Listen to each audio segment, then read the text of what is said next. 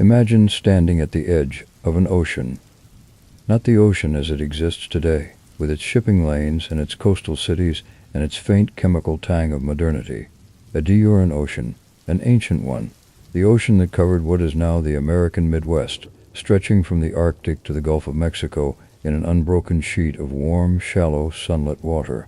An ocean teeming with life in concentrations we can barely reconstruct from the evidence it left behind. You are standing at the edge of that ocean.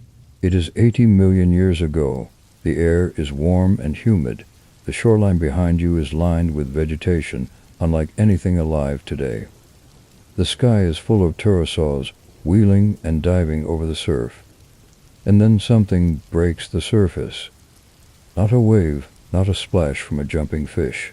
Something deliberate, something large, a head emerging from the water, followed by a long neck and a massive body, and then you realize that the neck is not long at all, because the head is enormous, and what you are looking at is not a neck, but the front end of a body that stretches back through the water for 30, 40, 50 feet.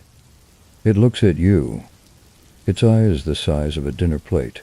Its jaw, half open in the act of surfacing to breathe, is lined with conical teeth as long as your fingers. The skin along its back is dark, charcoal gray or near black, shading to a lighter color along the belly in the counter-shading pattern of an ocean predator that hunts from below. It breathes. The sound of it reaches you, a deep, wet exhalation, then a long inhalation. And then it slides back beneath the surface, and the water closes over it, and it is gone. Let me first thank you for watching. Let us know what time is it, and where are you from. If you like the content, please consider liking the video and subscribing to the channel. Enjoy watching. That was a Mosasaur, the apex predator of the late Cretaceous ocean, the largest, most formidable marine reptile of its era, the animal that ruled the seas for 20 million years and then vanished and left its bones in the chalk and limestone of what is now the American Great Plains and the chalk clayas of Europe. 100 facts about one of the most extraordinary animals in the history of life on Earth. This is the Mosasaur. The name Mosasaur comes from the Latin Mosa, the Roman name for the Meuse River in what is now the Netherlands and Belgium, and the Greek Soros, meaning lizard. Meuse lizard.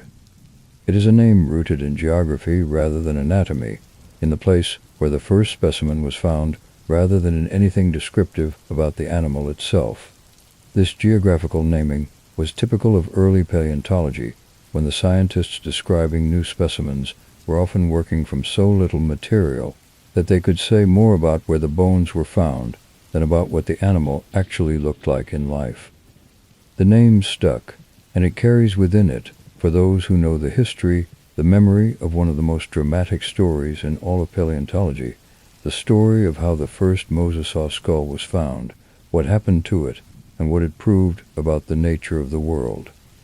That story begins not in the age of dinosaurs, but in the age of enlightenment, in a chalk quarry near the city of Maastricht in the southern Netherlands in the year 1764. A quarry worker cutting chalk from the underground workings near the St. Petersburg Hill outside Maastricht broke through into a cavity in the rock and found a skull. Not just any skull, a skull of extraordinary size, nearly a meter long, with long jaws lined with large conical teeth, preserved in the chalk in a condition of remarkable completeness. The quarry workers recognized that it was unusual. They extracted it carefully, and they brought it to the attention of a local physician, an amateur naturalist named Hoffman, who acquired the specimen and began to study it. Hoffman was not sure what he had. The skull was unlike anything known to science. It was clearly from a large animal. It was clearly from a reptile of some kind. The teeth and general architecture of the skull were reptilian in character, but it was also clearly unlike any living reptile. It was too large, too strange, too anatomically alien to be fitted comfortably into any existing category. The skull sat in Hoffman's collection for years, puzzling him.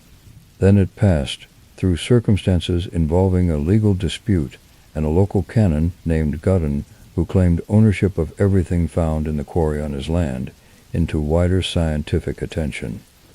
And then Napoleon's armies came to Maastricht, and the story took an unexpected turn. When French revolutionary forces besieged and captured Maastricht in 1795, they brought with them specific orders regarding the mysterious skull.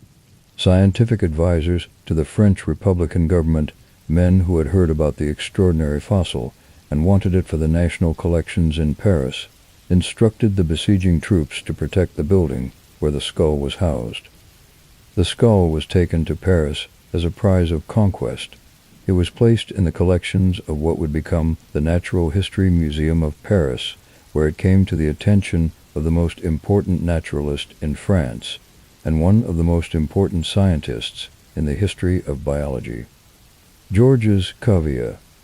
Cuvier examined the skull with the precision and comparative insight that made him the dominant figure in French natural history. He compared it with modern reptile skulls. He analyzed the structure of the teeth and the jaw.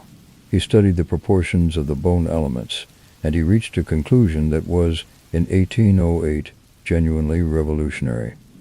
The animal had been related to monitor lizards. It had been a large, specialized marine reptile adapted for life in the sea, and it no longer existed. It was extinct. This seems obvious to us now. Of course it was extinct. It was 80 million years old. But in 1808, the concept of extinction was not obvious. It was, in fact, profoundly controversial. The dominant view was that God would not have created animals only to allow them to disappear, that every creature ever made was still alive somewhere on earth, perhaps in unexplored regions, perhaps in the depths of the ocean. The idea that species could simply cease to exist was a theological as well as a scientific challenge. Cuvier used the Maastricht skull to argue for extinction, to demonstrate that there had existed, in the ancient past, animals that were genuinely no longer alive, not hiding in unexplored jungles, not lurking in deep ocean trenches, gone forever. The Mosasaur skull from Maastricht was one of the primary pieces of evidence for one of the most important ideas in the history of science, that extinction is real, that the history of life is not a static catalogue of God's creations, but a dynamic process in which species arise and disappear. The Mosasaur helped prove that the world has a history, not just the human world, but the biological world, a long, complex, dramatic history in which extraordinary animals lived and died, and left their bones for us to find and wonder at. The animal whose skull Cuvier studied was eventually given the name Mosasaurus huemani, the Mers lizard of Hoffmann, honoring both the river of its discovery and the physician who first acquired the specimen. Mosasaurus huemani is the type species of the genus, the anchor point to which all other mosasaur discoveries are ultimately referred. It was a very large animal. Recent estimates based on complete or near-complete specimens suggest that adult individuals reached lengths of perhaps 13 to 17 meters, 40 to 56 feet. At the upper end of that range, Mosasaurus huemani was among the largest marine predators that has ever existed. But within the mosasaur family, it was not even the largest. Other species, Tylosaurus, Dinosaurs, may have reached comparable or even greater lengths. The mosasaurs, as a group, achieved sizes that exceeded those of the largest modern sharks and approached those of the largest toothed whales. In the oceans of the late Cretaceous, size was not unusual. It was expected. Mosasaurs were not dinosaurs. This is the most important correction to begin with, and it is worth stating clearly. They were marine reptiles, members of the broader group of squamates, the clade that includes all modern lizards and snakes. Their closest living relatives are the monitor lizards, Varanus, the family that includes the Komodo dragon, and more distantly, they are related to snakes. The relationship to monitor lizards is visible in the anatomy if you know where to look. The general architecture of the skull, the bone arrangement, the tooth structure, the jaw mechanics, shows clearer unities with the varanid lizards. The tongue almost certainly was forked, as in modern monitor lizards and snakes, a chemosensory organ used to sample the chemical environment of the water, in the same way that a Komodo dragon flips its tongue to track the scent trail of prey. A mosasaur, in fundamental biological terms, was a giant monitor lizard that had returned to the sea and spent tens of millions of years being shaped by marine life into something that a modern monitor lizard would barely recognize as a relative. Evolution does this. It takes a body plan that evolved for one environment and, given sufficient time and selective pressure, reshapes it so completely for a diurate environment that the ancestral form is barely recognizable in the descendant. The mosasaur is one of the most dramatic examples of this process in the fossil record. The ancestral mosasaurs were not ocean giants. They were small, partially aquatic lizards that lived along the shores of the shallow seas that covered parts of what is now Europe and North America in the mid-Cretaceous period.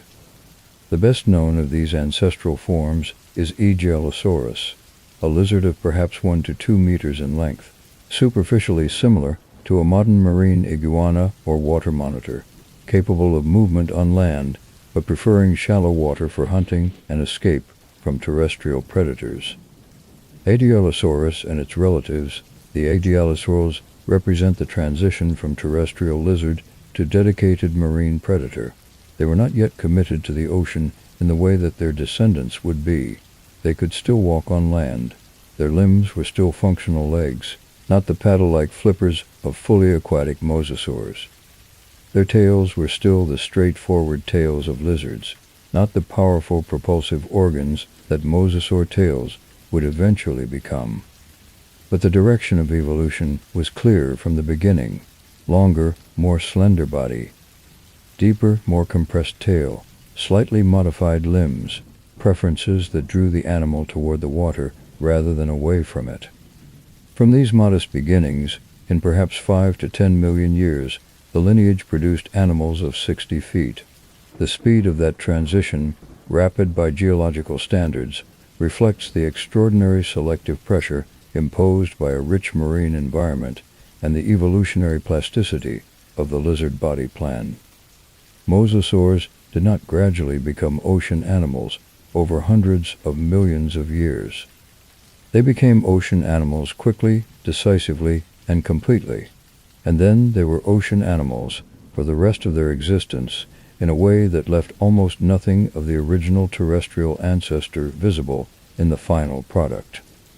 Mosasaurs lived and diversified during the late Cretaceous period, from approximately 100 million years ago to 66 million years ago, the same final chapter of the Mesozoic that contained Triceratops and T-Rex on land. The peak of mosasaur diversity and abundance was during the final 20 million years of this period, roughly 86 to 66 million years ago. In this time, mosasaurs diversified into dozens of genera and species, colonized every major ocean on the planet, achieved their maximum sizes, and established themselves as the undisputed apex predators of the marine realm.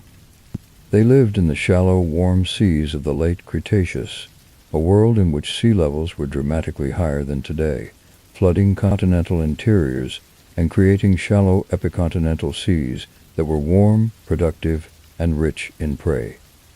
In North America, the most famous of these epicontinental seas was the Western Interior Seaway, the inland sea that divided the North American continent from north to south, from the Arctic to the Gulf of Mexico. The chalk and limestone deposits of Kansas, Nebraska, South Dakota, and Colorado, the rock that weathers into the rolling hills of the American Great Plains, were laid down on the floor of this ancient sea. When you drive across Kansas and look at the exposed rock formations, you are looking at the floor of a sea in which mosasaurs swam. The chalk beneath the plains of America was an ocean, and in that ocean, for millions of years, mosasaurs were everywhere. The Western Interior Seaway was, in ecological terms, an extraordinarily productive body of water. The warm, shallow conditions promoted explosive growth of the planktonic organisms that form the base of marine food chains.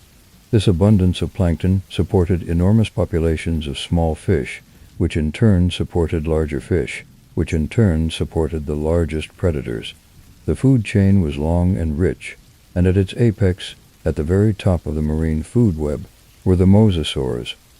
The chalk of Kansas preserves this community in extraordinary detail. In the Niobrara Chalk Formation, a geological unit deposited on the floor of the Western Interior Seaway between approximately 87 and 82 million years ago, the bones of mosasaurs are found alongside the bones of the fish they ate, the shells of the ammonites they crushed, and the remains of the plesiosaurs and large sharks, with which they competed and occasionally fought. Fossil sites in the Niobrara chalk are among the most productive marine vertebrate localities in the world. The chalk preserves bones in 3 dimensions, with minimal compression, in conditions that sometimes allow even fragile structures, the paddle bones of mosasaur flippers, the rings of the trachea, the delicate bones of the inner ear, to survive in recognizable form. Kansas, once the floor of an ancient tropical sea, is one of the best places in the world to study mosasaurs. It seems deeply strange, standing in the middle of a wheat field in the American heartland, to know that beneath your feet lies the evidence of an ocean teeming with animals of extraordinary size and variety. But the chalk is there, and in the chalk the mosasaurs are still there too. Let us now talk about the body of the mosasaur, what it looked like, how it was built, and how those features reflect the extraordinary evolutionary transformation from terrestrial lizard to ocean giant. The body of a fully grown large mosasaur, a Tylosaurus, say, or a Mosasaurus itself, was long and relatively slender, built like an elongated torpedo rather than the compact, deep-bodied shape of some modern marine predators. The overall impression was of sinuous length, an animal whose proportions recalled its lizard ancestry in their general slenderness, but whose absolute dimensions were unlike anything that had walked on land. The head was large, disproportionately large, as it is in many predators that need to deal with large and varied prey. In Mosasaurus hoyumani, the skull alone reached 1.5 meters in length, wide, robust, with deep temporal muscles that drove the jaws, and with the specific architectural features of a mosasaur skull, including the special joint midway along the lower jaw, that allowed the jaws to flex and gape in ways that no living lizard's jaw can. The neck was short. This is characteristic of animals that catch prey with their mouths and need a rigid, powerful connection between the head and the body to deal with struggling, powerful prey. A long, flexible neck is useful for reaching food that doesn't move. A short, sturdy neck is useful for dealing with food that fights back. The body was muscular through the trunk, with 4 limbs that had been transformed over evolutionary time from the walking legs of the Aegialosaur ancestors into broad, paddle-like flippers. The front flippers were larger than the rear ones in most species, used primarily for steering and maneuverability, while the primary propulsive force came from the tail. The tail of the mosasaur is one of the most important and most recently revised elements of its anatomy. For most of the history of mosasaur research, the tail was reconstructed as a relatively simple, laterally flattened structure, a tail that propelled the animal through the water by side-to-side undulation, much like a modern crocodilian or monitor lizard swims.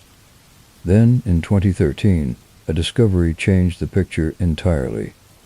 Paleontologists studying exceptionally preserved mosasaur specimens, particularly material from the phosphate deposits of Morocco, which are among the richest sources of late Cretaceous marine vertebrate material in the world, identified clear evidence of a tail fluke, not a fin supported by bone, like the tail of a fish, but a fleshy fluke, a lobed expansion of the tail's soft tissue that gave the tail a shark-like or dolphin-like silhouette.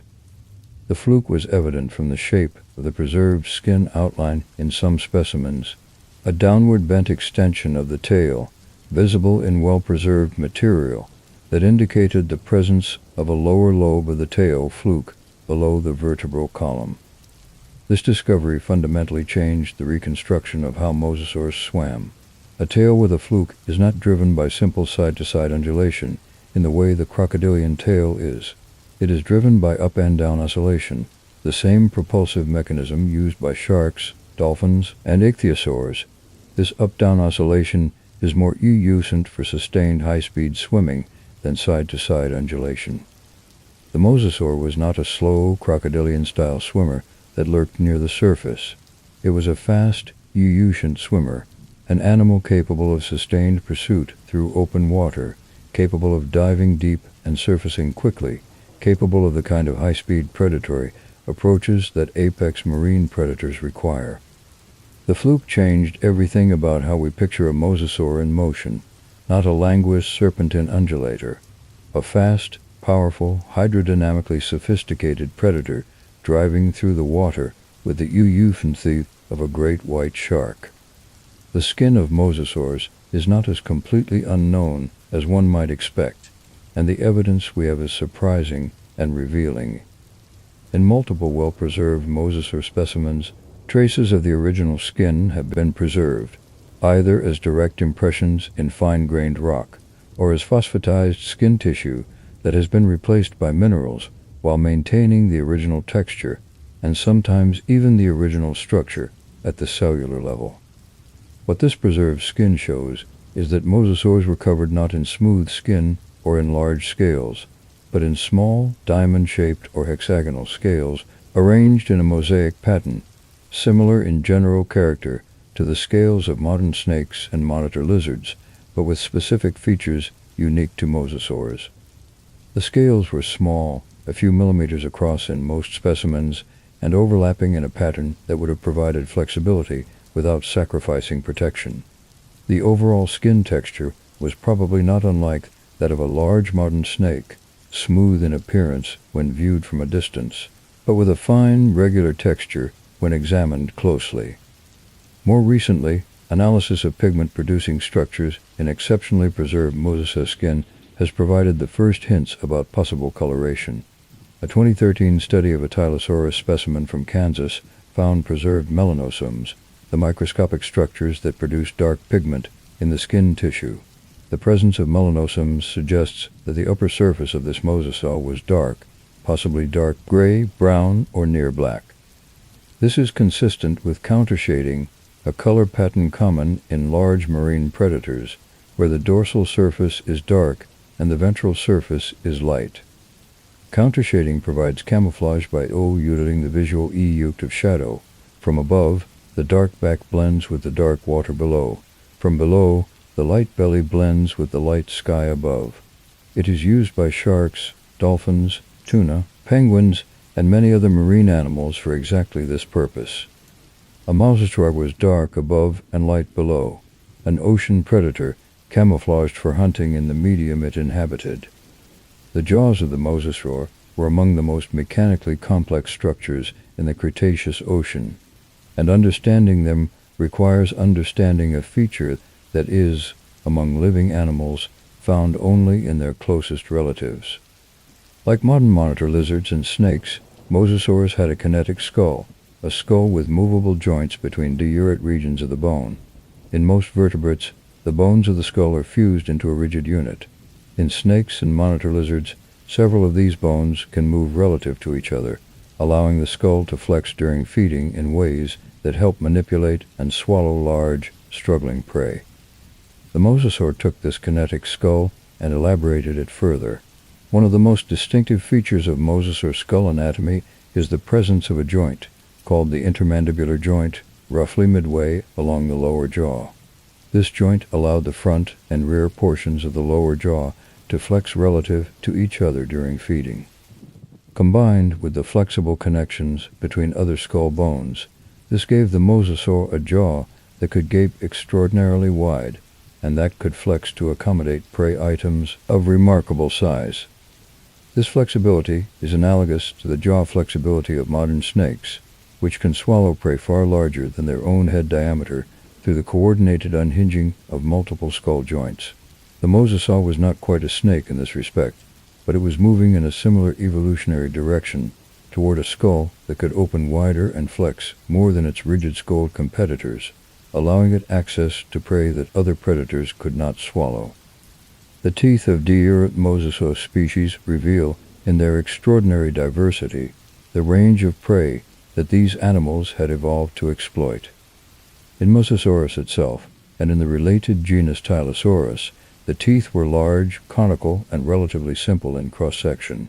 These were teeth designed for gripping and puncturing large, soft-bodied prey, fish, squid, soft-bodied cephalopods, and other marine vertebrates.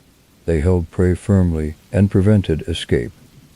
But in other Mosasaur genera, the teeth tell completely different stories. In Globidens, whose name means globe teeth, the teeth were spherical, rounded, blunt-tipped, not for puncturing, for crushing. Globidens was a specialist in hard-shelled prey, ammonites with their thick-coiled shells, turtles, bivalves, the various hard-shelled organisms that were abundant in the Cretaceous ocean. The rounded teeth could crack these shells and access the soft tissue within. In Prognathodon, a large, robust mosasaur with a heavy, deep skull, the teeth were stout, broad-based, and capable of withstanding significant compressive forces. Another crushing specialist, but on a larger scale than Globidens, capable of dealing with very large, hard-shelled prey. In Platecarpus, a more modestly sized mosasaur, the teeth were pointed, but somewhat more laterally compressed, suggesting a diet oriented more toward fish than toward large marine vertebrates. This diversity of tooth form across the Mormosaur family is evidence of ecological deurentiation, diurent species specializing on diurent prey, partitioning the resources of the Cretaceous ocean in ways that allowed multiple mosasaur species to coexist in the same body of water without directly competing for exactly the same food. The teeth are a dietary record, and the dietary record tells us that the mosasaurs were not all doing the same thing in the same ocean. They were collectively exploiting it in a dozen diurent ways simultaneously. Now let us talk about some of the most remarkable individual mosasaur specimens that have ever been found, because the specimens themselves, in their specific details, tell stories that no amount of general description can capture. In 1982, a nearly complete mosasaur specimen was collected from the Niobrara Chalk of Kansas by a team from the Sternberg Museum of Natural History.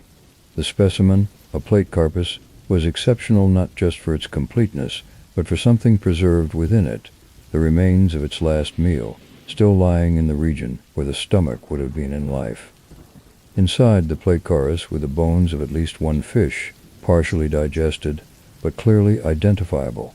The fish bones had been in the stomach long enough to show the beginning of chemical degradation, but not long enough to be completely destroyed. A mosasaur preserved with its last meal still inside it, a direct, concrete, unambiguous record of what this specific individual had been eating on or shortly before the day it died. This kind of gut content preservation is rare. The conditions required for it are specific and fortuitous. But when it occurs, it provides information that all the biomechanical analysis and isotopic chemistry in the world cannot replicate. Not what mosasaurs in general probably ate, what this mosasaur specifically ate on this specific occasion. The Kansas Platecarpus ate fish. That is known with certainty from the evidence preserved in its own body for 80 million years. One of the most extraordinary pieces of evidence about mosasaur diet and behavior comes not from gut contents, but from a diurent kind of internal evidence. In several mosasaur specimens, the remains of other mosasaurs have been found in the stomach region. Mosasaurs ate mosasaurs. This is not entirely surprising. Large modern marine predators are opportunistic cannibals in various contexts, and an apex predator in a rich ocean is unlikely to pass up the opportunity to consume another large animal simply because it belongs to the same family. But the evidence of interspecific or interfamilial predation in mosasaurs gives us a vivid picture of how competitive and how ruthless the ecology of the late Cretaceous ocean could be. The most famous case involves a Tylosaurus specimen in which the remains of a smaller mosasaur, probably Clidastes, were found in association with the body cavity. The smaller animal had been swallowed, essentially whole, by the larger one. A mosasaur swallowing another mosasaur. In the late Cretaceous ocean, even the predators were prey.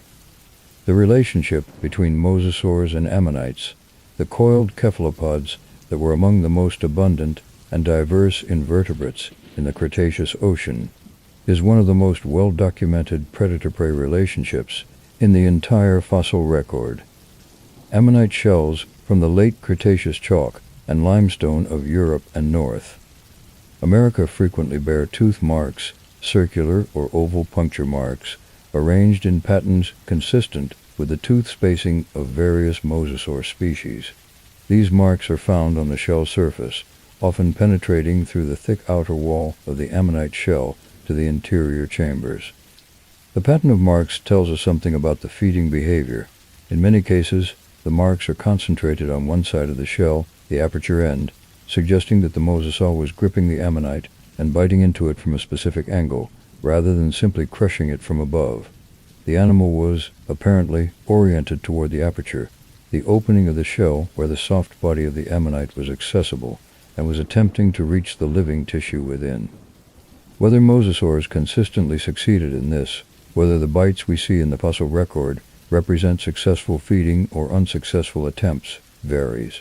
In some specimens, the ammonite shell shows multiple bite marks from deer and anglers, as if the predator attempted several approaches before finding one that worked. In others, the pattern is clean and decisive. The ammonites of the late Cretaceous ocean were not passive food resources. They were prey, and prey has defenses. The coiled shell, thick and hard, was exactly such a defense, a calcium carbonate enclosure that protected the soft body within from most predators that lacked the dental equipment to break through it. Mosasaurs with crushing teeth, Globidens prognathodon, could break through. Mosasaurs with pointed teeth, the gripping specialists, had to be more creative, aiming for the aperture, working the shell from the right angle.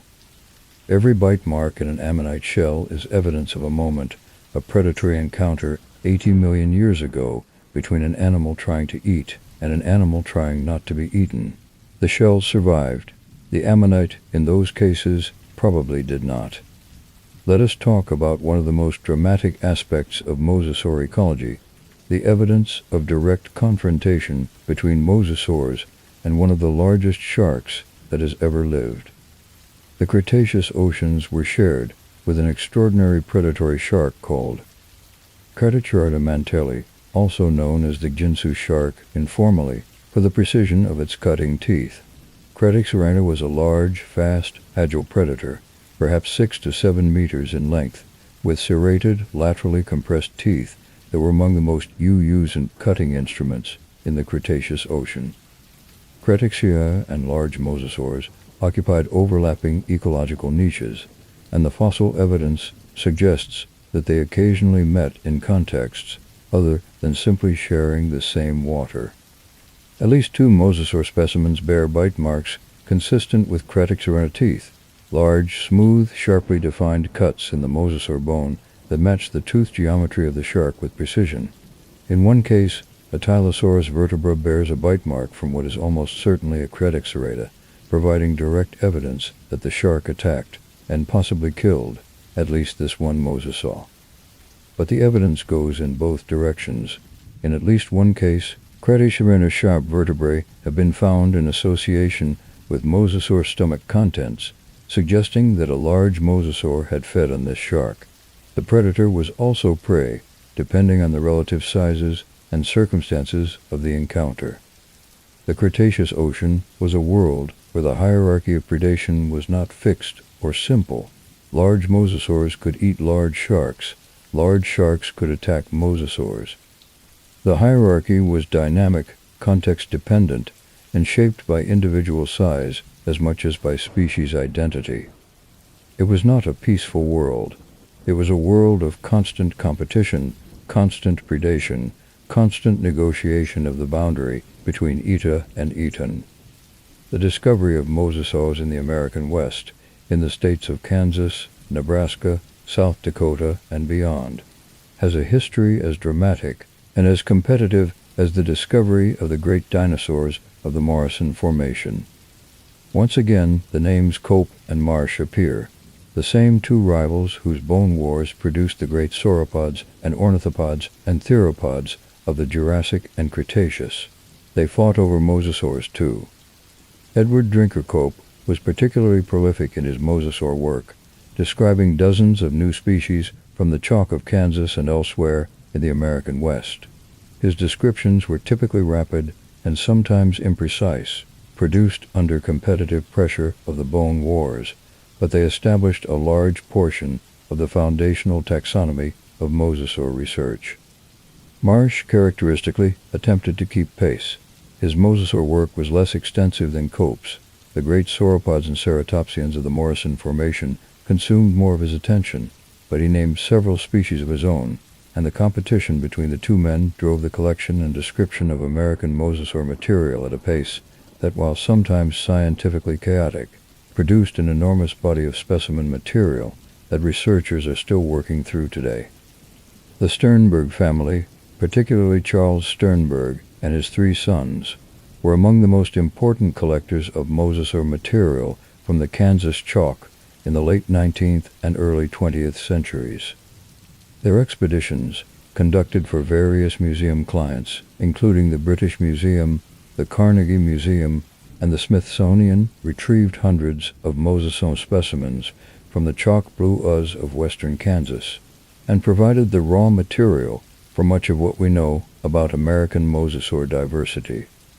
The history of Mosasaur discovery in America is a history of extraordinary dramatic competition, and occasional scientific recklessness. It is also a history of extraordinary finds, animals preserved with a completeness and a three-dimensionality that has allowed modern researchers to study their anatomy in detail that would have been impossible with the compressed and distorted specimens that characterize many other Cretaceous marine deposits. There is one aspect of Mosasaur biology that took a very long time to establish, and its resolution, when it came, was a genuine surprise to many researchers. Mosasaurs gave birth to live young. Not in the way that, say, some modern lizards give birth to live young, retaining eggs internally until they hatch, in a process called ovoviviparity, but in the fully viviparous way of modern dolphins and whales, with the embryo nourished directly through a placenta-like connection, developing inside the mother's body, and born as a mobile, independent juvenile, capable of swimming and feeding from birth. The evidence for this came from several sources. First, purely anatomical. The limbs of mosasaurs were fully adapted for swimming and completely unsuitable for moving on land. A female mosasaur could not have hauled herself ashore to lay eggs. As marine turtles do, her body was simply not built for it. If mosasaurs could not go ashore, they could not lay eggs on shore. If they could not lay eggs on shore, they must have reproduced in the water. Second, from direct fossil evidence. At least 2 mosasaur specimens have been found with the remains of smaller mosasaurs preserved within the body cavity, in positions that are inconsistent with gut contents and consistent with in utero young. One specimen in particular, a Carsosaurus marcassetii from the late Cretaceous of Slovenia, clearly preserves multiple small mosasaur individuals in the body cavity of a large adult, in positions and orientations that strongly suggest they were embryos or newborns. Mosasaurs were viviparous. They gave birth in the open ocean to live young that could swim from their first moments of life. Their reproductive strategy, like their anatomy, like their swimming style, like virtually everything else about them, was shaped by the demands of a fully marine existence. They had abandoned the land not just physically, but reproductively. They had committed to the ocean completely. What did the ocean look like from the inside, from the perspective of a mosasaur navigating the warm, shallow waters of the Western Interior Seaway? The water was warmer than today's ocean at comparable latitudes, perhaps 30 to 35 degrees Celsius at the surface in summer. It was shallower. The Western Interior Seaway was rarely more than a few hundred meters deep, and in many areas significantly shallower. It was rich.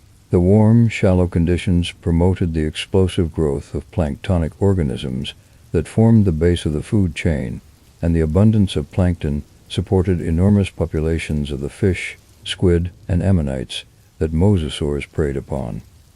The visibility in the upper water column would have been reasonable, perhaps comparable to the clearest modern tropical seas, but diminishing with depth as the abundance of organic material in the water absorbed light.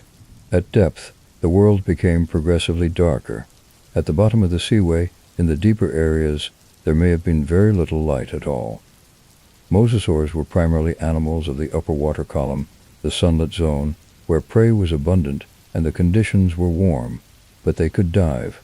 The inner ear geometry of some mosasaur species suggests adaptation to pressure changes consistent with diving to meaningful depths, perhaps hundreds of meters in some cases. What a mosasaur experienced in those deeper dives, the darkening of the water, the cooling of the temperature, the change in prey communities as it descended, is something we can only imagine, but the anatomy tells us it went there. It chose, sometimes, to leave the warm sunlit surface and descend into the darker, cooler world below. Perhaps it was hunting, perhaps it was exploring, perhaps it was simply following the unpredictable behavior of prey that did not always stay in the sunlit zone. Whatever the reason, the mosasaur was not limited to a single depth horizon. It moved through the water column with the freedom of an animal that belongs to the ocean completely, an animal for which the ocean is not an environment to be cautiously navigated, but a home in all its three-dimensional vastness. The hearing of mosasaurs has been studied in detail through the analysis of the inner ear, the bony labyrinth preserved in the skull, and the results are genuinely interesting. The cochlea of mosasaurs, the hearing organ, was large and well developed, suggesting that these animals had good hearing in the underwater environment. Modern marine reptiles and fish detect sound through a combination of airborne sound conduction and direct transmission of vibration through the body and skull into the inner ear. Mosasaurs, lacking external ear openings, adapted for underwater hearing in the way that dolphins have, probably detected sound primarily through the latter mechanism, picking up sound vibrations transmitted through the water directly into the skull. Low-frequency sounds, the deep rumbles produced by large animals moving through water, the low-frequency calls of potential prey or competitors, would have been particularly well transmitted through the skull in this way. A mosasaur could probably detect the presence of large animals at considerable distances through low-frequency sound detection.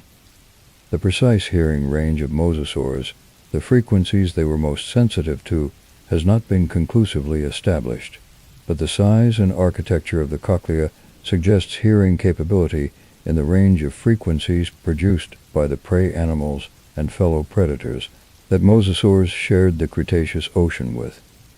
Sound was information. In the Cretaceous ocean, where visibility was limited and prey could be anywhere in the three-dimensional space of the water column, sound-based detection of prey and competitors was enormously valuable. The mosasaur's well-developed cochlea was not an incidental feature. It was part of the integrated sensory system of an apex ocean predator. The question of mosasaur metabolism, whether they were warm-blooded, cold-blooded, or something in between, has been resolved, in recent years, in favor of an answer more interesting than either extreme. For most of the history of mosasaur research, they were assumed to be ectotherms, cold-blooded, like modern lizards, dependent on the environment for their body temperature. This assumption was based partly on their lizard ancestry and partly on the general assumption, dominant for most of the 20th century, that all non-avian reptiles were cold-blooded. The application of isotopic chemistry to mosasaur material has changed this picture. Oxygen isotopes preserved in the enamel of mosasaur teeth record the temperature of the water in which the teeth were formed, and by inference, the body temperature of the animal at the time. When these isotopic measurements are compared with the isotopic signals of other organisms from the same formation, fish, marine turtles, ammonites, whose body temperatures we can independently estimate, the mosasaur isotopes tell a consistent story. Mosasaur body temperatures were several degrees warmer than the surrounding water. Not dramatically warmer, as in a mammal or a bird, which maintains a fixed body temperature regardless of external conditions, but warmer than the water, suggesting a capacity for metabolic heat generation, at least under some conditions. This places mosasaurs in a metabolic category that scientists sometimes call mesothermy, a middle ground between the full endothermy of mammals and birds and the full ectothermy of modern reptiles. Mesothermic animals, modern examples include large sharks, tuna, and leatherback turtles, generate some metabolic heat, allowing their body temperature to be somewhat warmer than the surrounding water, without maintaining the fully regulated, constant body temperature of true endotherms. Mesothermy confers advantages in the ocean. Warmer muscles contract faster and generate more power than cooler ones. A mosasaur with a body temperature several degrees warmer than the surrounding water was a faster, more powerful swimmer than a purely cold-blooded animal of the same size would have been. Its brain processed information faster. Its reactions were quicker. The isotopes tell us that the mosasaur was not simply a large, slow, cold-blooded lizard in the sea. It was a warm, fast, metabolically active predator, partially self-heating, partially maintaining a body temperature above that of its environment, and using that warmth to be better at what it did. The diversity of mosasaurs, the sheer number of genera and species that evolved and diversified over the 20 million years of their peak abundance, is one of the most striking features of their evolutionary history. Researchers have identified more than 40 genera of mosasaurs distributed across the oceans of the late Cretaceous worldwide. They were present in the Western Interior Seaway of North America, in the chalk seas of Europe, in the phosphate deposits of Morocco and the broader North African Tethys Sea, in the deposits of the Southern Ocean, including Antarctica, in New Zealand, in Australia, in Japan, in Russia. They were everywhere. The global distribution of mosasaurs tells us something important about the late Cretaceous ocean. It was, in many ways, a single connected system. The warm, shallow seas that covered so much of the continental margins during the high sea level stands of the late Cretaceous were accessible to each other, and mosasaurs moved through them, colonizing new seas as they opened, diversifying to fill new niches as new prey communities developed. New Zealand, in particular, has been a rich source of mosasaur material in recent years. The marine deposits of the South Island of New Zealand have yielded multiple new species, some of them exhibiting features not seen in better-known Northern Hemisphere mosasaurs. The study of Southern Hemisphere mosasaurs, the animals that lived in the cool, high-latitude waters of the Austral Late Cretaceous, has significantly expanded our understanding of the ecological and physiological range of the group. Some Southern Hemisphere mosasaurs lived in waters substantially cooler than the tropical conditions favored by their Northern Hemisphere relatives. The isotopic evidence from these animals suggests body temperatures above the surrounding water, consistent with the mesothermic metabolism we discussed earlier, but the demands of thermoregulation in cool submarine waters were substantially greater than in the warm Tethys Sea. Mosasaurs were not limited to warm tropical oceans. They were ocean animals, and the ocean, in the late Cretaceous, extended from the tropics to the polar regions. Where the ocean went, mosasaurs went. There is a mosasaur specimen from Kansas that deserves particular attention, not because it is the largest, or the most complete, or the most scientifically important, but because of the story it tells about the ecological complexity of the Cretaceous ocean. The specimen is a Tylosaurus proja, collected from the Niobrara chalk in the late 19th century and now housed at the Sternberg Museum of Natural History in Hays, Kansas. In the stomach region of this specimen, researchers identify the remains of multiple prey items: fish bones, the bones of a diving seabird, the remains of a smaller mosasaur, and fragments of what may be a small shark. One Tylosaurus, multiple prey types in a single feeding event or across a short period of time before death. Fish, bird, mosasaur, shark. This Tylosaurus was not a specialist. It was an opportunist of extraordinary range, taking what was available, whatever it was, regardless of whether it swam, flew above the surface, or lurked in the deeper water. It was a predator that recognized food as anything smaller than itself that it could catch and swallow. This opportunism is one of the hallmarks of apex predators in modern ocean ecosystems. Great white sharks eat fish, sea lions, seals, dolphins, small whales, sea turtles, and each other without strong preference for any particular prey type. Killer whales eat almost anything in the ocean that can be caught. The breadth of the diet is itself a survival strategy, a generalized ability to exploit whatever the ocean provides, rather than a narrow specialization that leaves the predator vulnerable when the preferred prey becomes scarce. The Kansas Tylosaurus was metabolically and ecologically a great white shark of its era, and the diverse contents of its stomach are the evidence. Let us talk about how mosasaurs grew, the progression from hatchling to juvenile to adult, and what the fossil record tells us about each stage of that progression.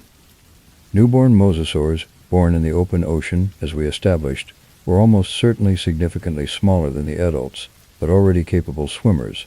Based on the smallest known mosasaur specimens, which are presumed to be juveniles, we can estimate that newborns may have been 1 to 2 meters in length, large by the standards of newborn animals today, but tiny in the context of an adult that might reach 15 meters. The transition from that newborn size to adult size required enormous growth, an increase in body length of an order of magnitude, and an increase in body mass of several orders of magnitude. How quickly this growth occurred is a question that bone histology has begun to address. Analysis of growth rings in mosasaur bone, the same technique used for terrestrial dinosaurs, reveals a pattern consistent with rapid early growth that slows significantly as the animal approaches adult size. The bone tissue of growing mosasaurs is richly vascularized and rapidly deposited, fibrolamellar bone, the tissue of warm-blooded fast growers in the early and middle stages of growth.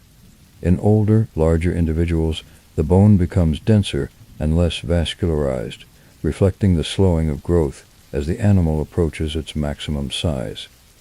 The growth rates suggested by this histological evidence are consistent with those of large modern marine endotherms, dolphins, small whales, rather than with those of modern reptiles. A young mosasaur grew quickly, faster than a crocodile or a monitor lizard of comparable size would have grown, faster in proportion to its body size than most modern reptiles. This rapid growth was both a necessity and a reflection of the metabolic investment the animal was making in its own development. In an ocean full of predators, including other, larger mosasaurs, a small mosasaur needed to grow quickly to reduce its vulnerability. Every week it spent in the juvenile size range was a week it spent as potential prey for any large predator in the seaway. Grow fast or be eaten. The calculus of the Cretaceous ocean was as brutal as any. The lifespan of mosasaurs is, like that of most large marine animals, difficult to determine with precision. Bone histology provides estimates, but the interpretation of growth rings in aquatic reptiles is complicated by the variable rate at which rings are deposited in diurent environmental conditions. The best current estimates, based on the most completely analyzed specimens, suggest lifespans of perhaps 20 to 30 years for large mosasaurs. This is broadly consistent with what we know about the lifespans of large modern marine reptiles. Leatherback turtles are estimated to live 30 to 40 years, for example, and with the metabolic rates implied by the isotopic and histological data. A 20 to 30-year lifespan for an animal that starts life at 1 meter and ends it at 15 meters represents an extraordinary growth trajectory, nearly 2 orders of magnitude of increase in linear size, compressed into a few decades. In those few decades, a mosasaur experienced the full range of what the Cretaceous ocean had to offer, the warm, planktonic-rich surface waters of the seaway in summer, the deeper, cooler hunting grounds below, the encounters with sharks and other mosasaurs that were sometimes competitive and sometimes predatory, the availability and scarcity of diurent prey types across seasons and years. In those few decades, a mosasaur became, through the simple biological processes of growth and experience, one of the most formidable predators in the history of ocean life. The competition between mosasaurs and plesiosaurs, the long-necked marine reptiles that are among the most iconic animals of the Mesozoic ocean, is one of the most frequently asked questions in Cretaceous marine ecology. The two groups coexisted in the late Cretaceous ocean. Plesiosaurs, particularly the large, short-necked forms called plesiosaurids, and the long-necked, small-headed forms called elasmosaurids, were present in many of the same formations as mosasaurs and presumably competed with them for some resources. But the degree to which they competed directly, whether they were primarily in diurent ecological niches, or whether they overlapped significantly in diet and habitat, is still being worked out. The ecological niches of the two groups appear to have been partially, but not completely, differentiated. Large plesiosaurids, with their massive heads and four large paddle flippers, were robust, powerful predators capable of dealing with large prey, probably comparable in general ecological role to large mosasaurs. But the plesiosaurs declined and disappeared before the very latest Cretaceous, leaving the final few million years of the Mesozoic to the mosasaurs. Long-necked elasmosaurs, with their extraordinarily long necks and small heads with small teeth, were probably oriented toward catching smaller, more agile prey, fish and squid, using their long neck to strike from a distance that their relatively large body would otherwise have made difficult to approach. This is a different strategy from the direct, pursuit-based predation of large mosasaurs, suggesting less direct competition. Some mosasaur specimens contain the remains of plesiosaurs in their stomach regions, direct evidence that mosasaurs occasionally preyed on plesiosaurs. But whether this was a regular predator-prey relationship or an occasional opportunistic event is not established. The two groups shared the ocean, they interacted, and then, at the end of the Cretaceous, they both disappeared. The end of the mosasaurs is the end of an era, the final chapter in the story of one of the most successful groups of marine predators in the history of life. At 66 million years ago, the Chicxulub asteroid struck, the same event that killed Triceratops and T-Rex on land, that ended the age of the non-avian dinosaurs, that reset the terrestrial ecosystems of the planet, also devastated the marine realm. The primary mechanism of marine extinction in the KPG event was probably not the initial impact itself, but its aftermath, the collapse of primary productivity, the plankton and algae that formed the base of the marine food chain in the months to years following the impact, as the sunlight was blocked and the surface waters cooled, caused a cascade of extinctions through the food chain from the bottom up. Ammonites, which had diversified through the Cretaceous into hundreds of species, and which were among the most abundant prey items of many mosasaurs, went entirely extinct. So did most of the large fish groups that had sustained the Cretaceous ocean's food web. The prey base of the mosasaurs collapsed. Without food, the mosasaurs died, not in the dramatic, sudden way of the impact itself, but in the drawn-out, exhausting way of starvation, the slow attrition of a population that could not sustain itself as the ecosystem around it fell apart. The last mosasaur fossils are found in rock layers dated to within a few 100,000 years of the KPG boundary, not a long time in geological terms. In the final chapter of the Cretaceous, mosasaurs were still present, still diverse, still the apex predators of the marine realm. And then, very quickly, they were not. The world that followed the extinction of the mosasaurs was an ocean that had lost its apex predator, and the recovery of that ocean, the reassembly of a functioning marine ecosystem from the scattered survivors of the KPG extinction, took millions of years. In the immediate aftermath of the extinction event, the ocean was a diminished, simplified place. The great diversity of the Cretaceous marine realm, the ammonites, the large mosasaurs, the plesiosaurs, the diverse shark fauna, the rich assemblages of bony fish, was gone, replaced by a sparser, less diverse community of survivors. Gradually, over the Paleocene and Eocene epochs, the ocean rebuilt. New groups of large marine predators evolved, the archaeocetes, the ancestors of modern whales, taking to the sea from a land mammal ancestry in an evolutionary transition that echoes, remarkably, the earlier transition of the Aegyalosaur ancestors of the mosasaurs. New sharks diversified and grew large. New bony fish lineages radiated into the ecological spaces left empty by the KPG extinctions. The mosasaurs are gone, but the ocean they left behind, the ecological template of apex marine predator, sustained by a food chain of fish and squid and smaller marine vertebrates, is filled today by their successors, orcas, great white sharks, sperm whales. These animals are not mosasaurs. They are not related to mosasaurs, but they occupy in the modern ocean functional roles that mosasaurs would have recognized. The ecology persists, the organism changes, the role endures. The most recent research on mosasaurs has brought new techniques to bear on questions that have been open for decades, and the results, in several cases, have been genuinely transformative. A 2021 study applied computed tomography scanning to the skulls of multiple mosasaur species, producing detailed three-dimensional models of the internal anatomy of the skull that had previously been inaccessible. The study focused particularly on the inner ear, the bony labyrinth, and used the geometry of the semicircular canals to make inferences about the head movements and agility of diurent mosasaur species. The results were striking.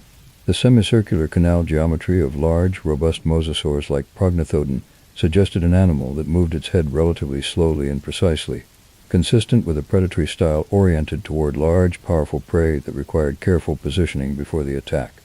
The canal geometry of smaller, more slender mosasaurs suggested greater agility, quicker head movements, faster turns, a predatory style more suited to pursuing fast, maneuverable fish. The inner ear was, once again, a window into the behavior of an extinct animal that no one has ever seen alive, and what it showed was that the diverse body forms of Diuromosasaur species were matched by diverse patterns of movement and predatory behavior, each species tuned, in its neuromuscular architecture as well as its anatomy, to a specific way of being a mosasaur in the Cretaceous ocean. In 2022, a new mosasaur species was described from the phosphate deposits of Morocco, a country that has become, in recent decades, one of the most productive sources of late Cretaceous marine vertebrate material in the world. The new species, Xenodons carmenchari, was remarkable for its teeth, small blade-like multicusped teeth arranged in a serrated row, unlike the teeth of any other known mosasaur. The tooth form most closely resembles the teeth of a modern cookie-cutter shark, specialized for cutting meat, circular bites out of large prey rather than for gripping or crushing. A mosasaur with cookie-cutter shark teeth, a predatory strategy not previously suspected in the group. Another ecological specialization added to the already extraordinary diversity of mosasaur feeding strategies. The discovery of Xenodons is a reminder that the mosasaur story is not finished. New species are still being found in existing collections and in new field work that reveal aspects of mosasaur diversity and ecology that were not previously suspected. The family is extraordinarily diverse, far more diverse, in its ecological range and its anatomical variety than the popular image of a single giant sea monster suggests. Before we reach the final facts, let us pause for a moment and simply imagine the mosasaur in its world. Not the museum mount, not the reconstruction in the natural history film, the actual animal in the actual ocean on an actual day in the late Cretaceous. It is late afternoon, though the mosasaur has no concept of time in that human sense. The sun is lower in the sky, warming the surface of the Western Interior Seaway from an angle that sets the shallow water glowing green and gold. The mosasaur has been hunting since what we would call mid-morning. It has already caught and swallowed one large fish, a Xiphictinus, perhaps 2 meters long, caught in a strike from below that lasted less than a second. Now it is looking for more. It moves through the water with the slow efficiency of a large animal that is not in a hurry, the tail oscillating in deep measured strokes, the flippers angled for steering, the head slightly below the body axis in the characteristic posture of an animal that hunts by looking upward into the light. From below, prey animals are silhouetted against the lighter surface, easier to see, easier to target. The nose, or rather, the Jacobson's organ, the chemosensory system in the roof of the mouth that processes the information delivered by the forked tongue, is sampling the water constantly. Every flick of the tongue brings new chemical information. The signature of fish somewhere ahead. The faint, old trace of another Mosasaur that passed through hours ago.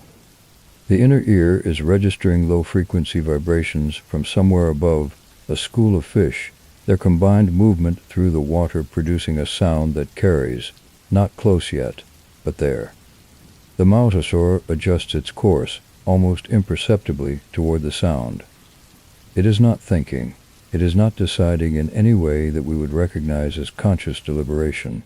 It is following the deep evolutionary programming of a lineage that has been doing this for 20 million years, the integration of sensory information into locomotor response, automated, elegant, eutive. In a few minutes there will be a strike, or there won't. The fish will scatter, or the approach will be detected, or the Mosasaur will simply move on, trying again elsewhere. The ocean is large. There is always somewhere else to look. But the approach continues, and the late Cretaceous afternoon continues, and the Western Interior Seaway shimmers and hums with life, as it has for millions of years, and will for a few million more. That was 100 facts about the Mosasaurs. From the first skull found in a Dutch quarry in 1764, to the proof of extinction that skull provided to Georges Cuvier, to the discovery of live birth, to the tail fluke that changed how we picture them swimming, to the forked tongue that connects them to their monitor lizard cousins, to the dark counter-shaded skin preserved in 80-million-year-old phosphate deposits, to the cookie-cutter teeth of xenodons discovered in 2022. From the largest ocean predators the Cretaceous produced, to the last of them dying in the darkness after the asteroid, to the ocean that slowly, over millions of years, rebuilt itself in their absence. 100 facts.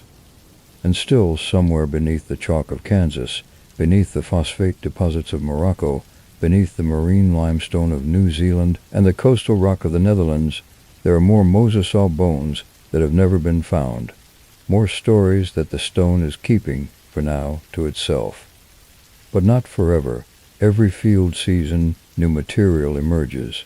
New questions are asked of old collections. New techniques reveal new answers in specimens that have been in museums for a century. The Mosasaur is not finished with us, and we are not finished with the Mosasaur. Leave your favorite fact in the comments. Tell us which one made you look up from what you were doing. Tell us which Mosasaur, the hatchet-jawed Mosasaurus, the giant Tylosaurus, the crushing Globidons, the mysterious Xenodons you want to know more about. Every single fact in this episode was real. Every bite mark in every ammonite shell, every healed wound, every newborn Mosasaur entering the Cretaceous ocean at 1 meter with a whole extraordinary life ahead of it. They were real, they were here, and they were magnificent. This has been Sleepy Dino. Good night. There is something about the Mosasaur that resists simple description, a quality that emerges not from any single fact about its anatomy or its behavior, but from the accumulation of all of them together, a quality that becomes apparent only when you step back from the individual details and look at the whole picture.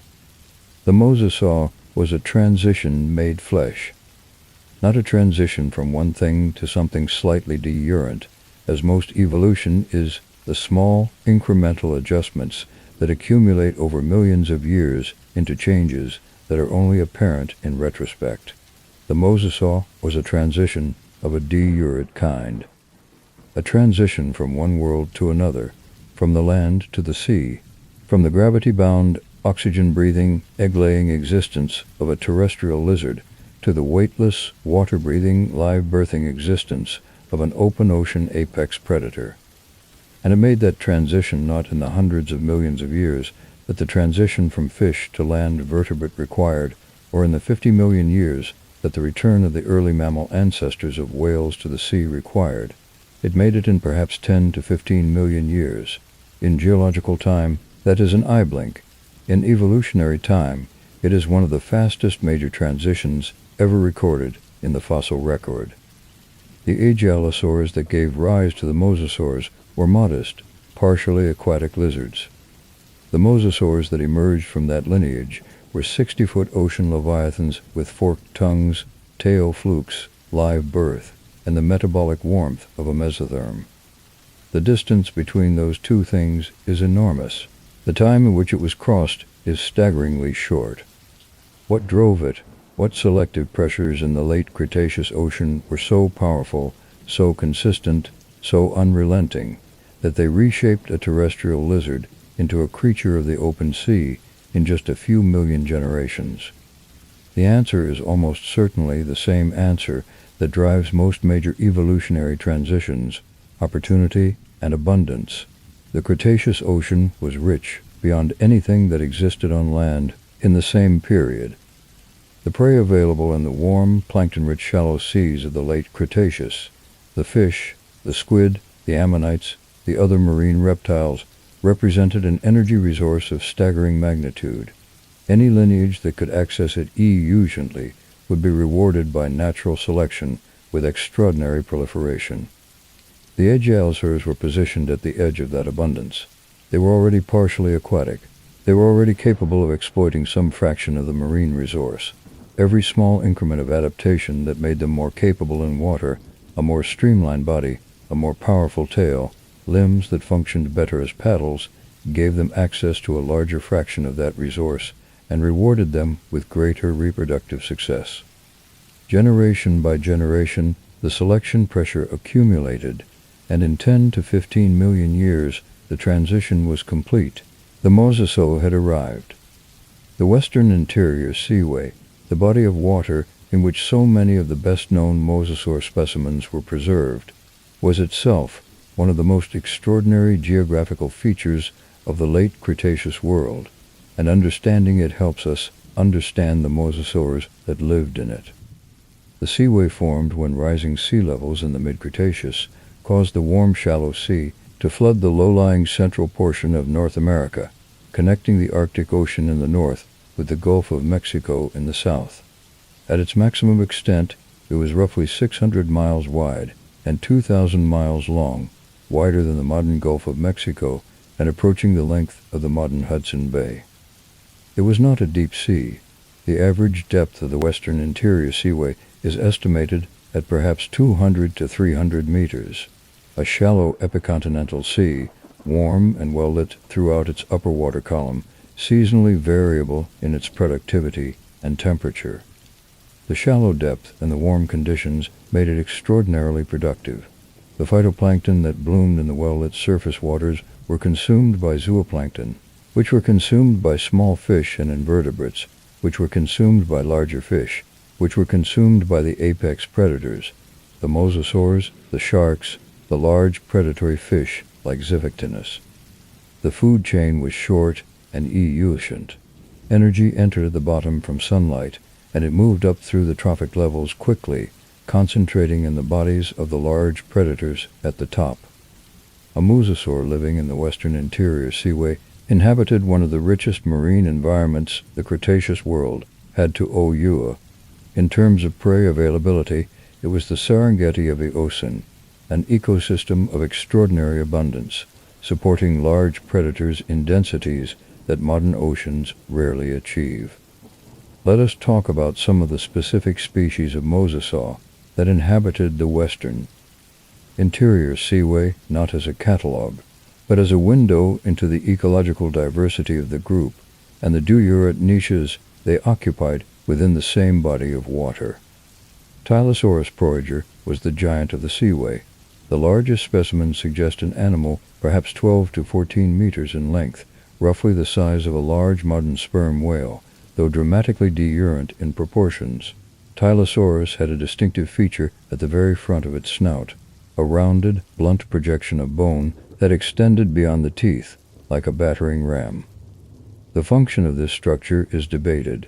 It may have been used to stun prey, or to ram competitors, or simply as a passive structure that had no specific function of its own, but arose as a consequence of the proportional relationships of the skull.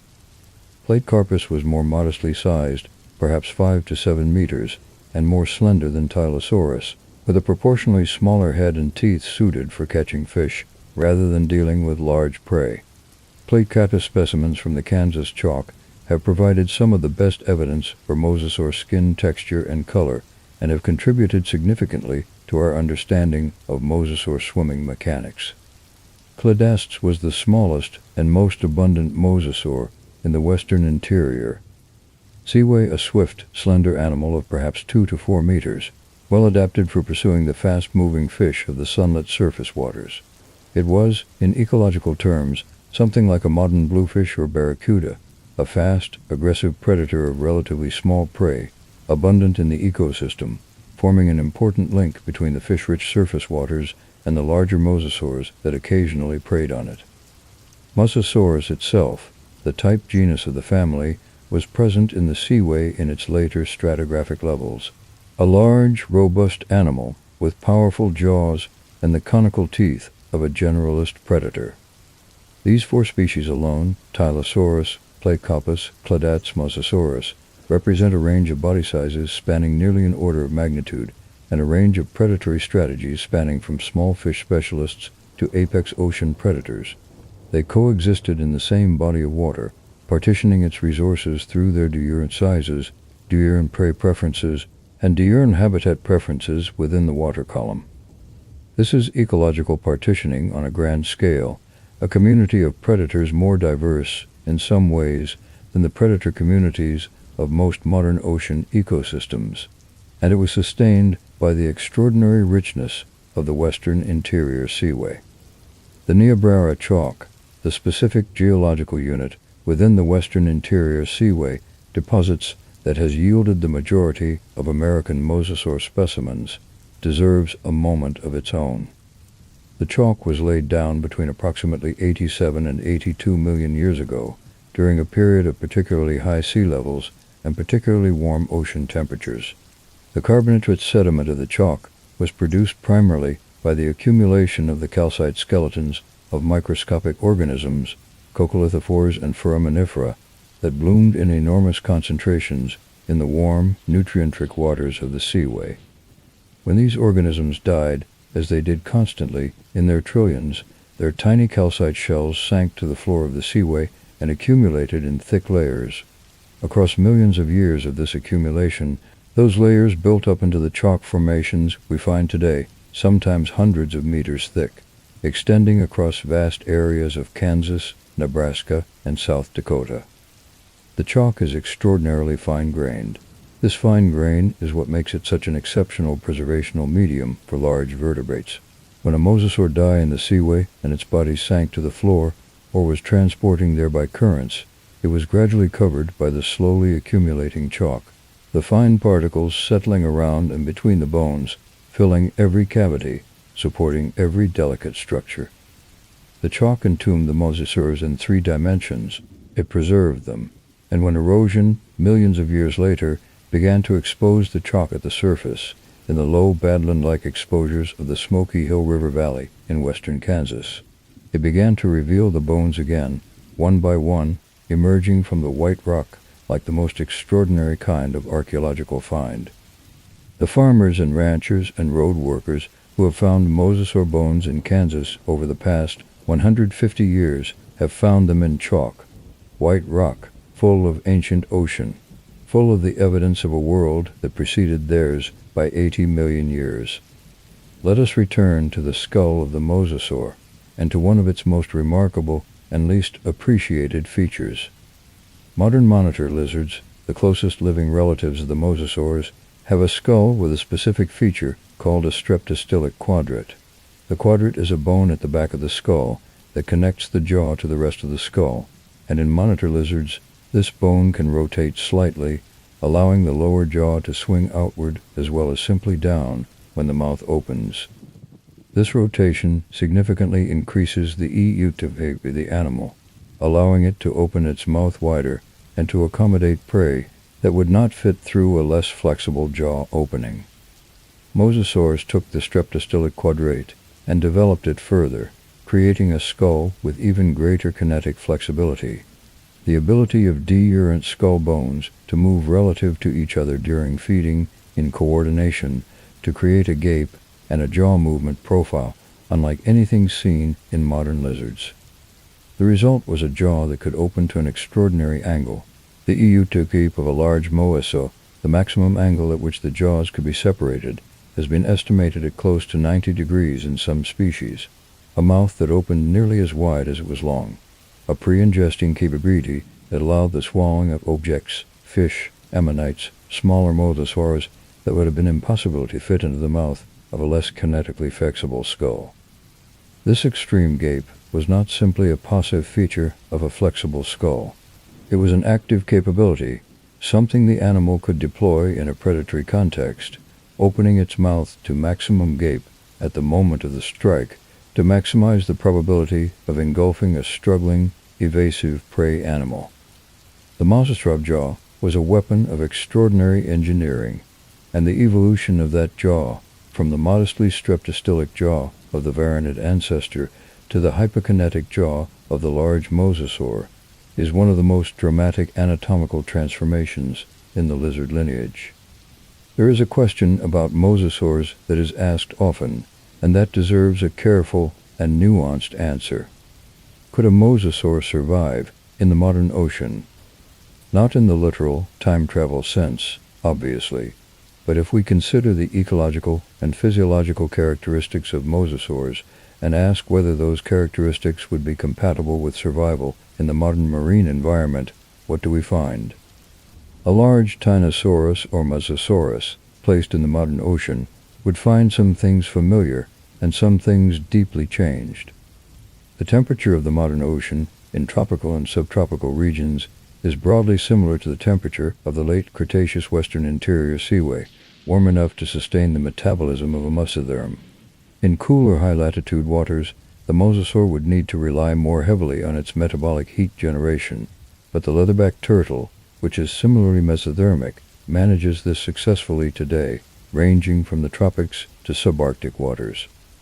The prey available in the modern ocean is diurine from the Cretaceous fauna, but not radically less abundant. Large fish, squid, marine mammals, all would be accessible to a predator of mosasaur size and capability. The specific prey types, ammonites, Zipictinus, Cretaxirringa, are gone, but their ecological equivalents are not. The competition, however, would be real.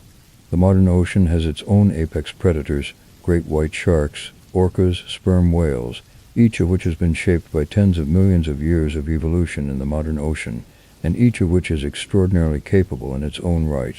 Whether mosasaur would displace these predators, coexist with them, or simply become another element in a complex competitive hierarchy is not obvious. What is clear is that the mosasaur was, in its time, one of the most capable marine predators that evolution has ever produced. Its extinction was not the result of competitive failure. It was the result of an asteroid.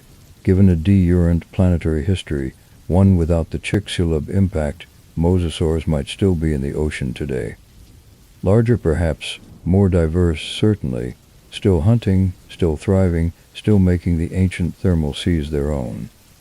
The asteroid took them, not inadequacy, not competition, the random violence of a rock from space.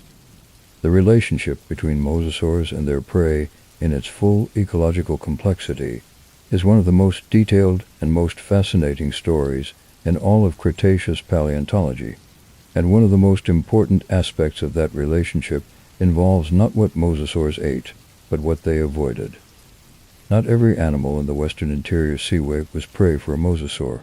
Some were too large, adult Archelon, the giant late Cretaceous sea turtle that reached nearly 5 meters in shell length, was probably too massive and too heavily armored for most mosasaurs to deal with EUTV, though juvenile Archelon may have been vulnerable. Some were too fast or too elusive. The swift, schooling fish of the open water could scatter in response to a predatory approach, and a single large mosasaur pursuing a school of small fish was probably working at the limits of its efficiency.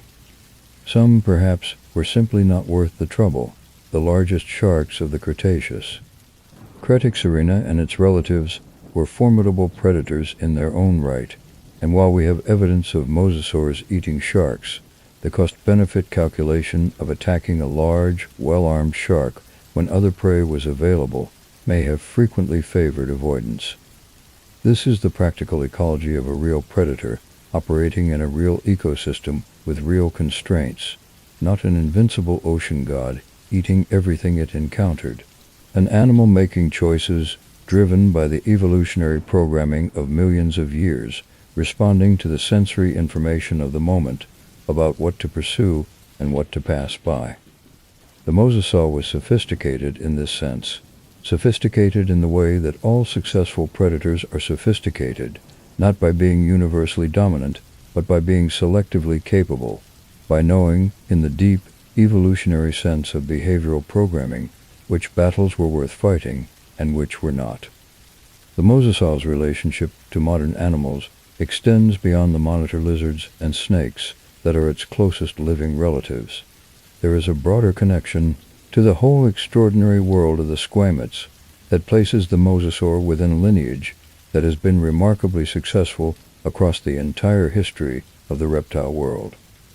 Squamates, the group that includes all modern lizards and snakes, first appeared in the Triassic period, roughly 240 million years ago. They diversified steadily through the Jurassic and Cretaceous, occupying a huge range of ecological niches on land, in freshwater, and in the case of the mosasaurs, in the sea. Today, squamates are the most diverse group of reptiles on Earth, with over 10,000 living species in an extraordinary range of body forms, ecological specializations, and geographical distributions. The mosasaurs represent the most dramatic marine excursion in the history of squamate evolution, the furthest that any member of this remarkably versatile group has ventured from its terrestrial origins.